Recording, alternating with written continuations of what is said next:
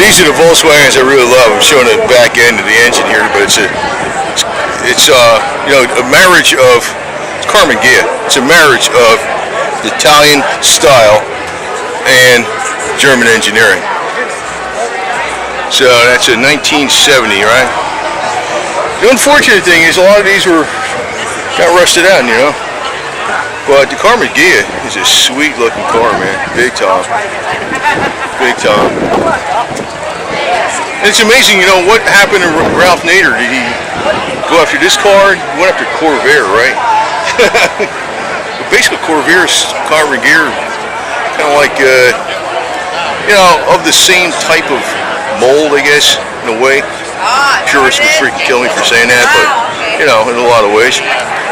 We saw that Corvair before, you know.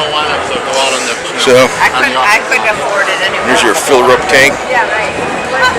But it's a sweet body style, man. There you go.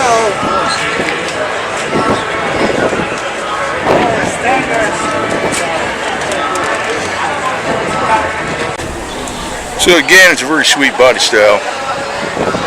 Can't beat it. I mean, to me, you know, back in the day, this is a very practical car, but a fun car to drive. I mean, it's economical, but it looks so damn good that you don't mind the lack of power, especially with the top going down. And you know, this car, you know, with the rear engine, this thing would go in the winter time. You got snow and stuff. Did a good job. All those Volkswagens did well.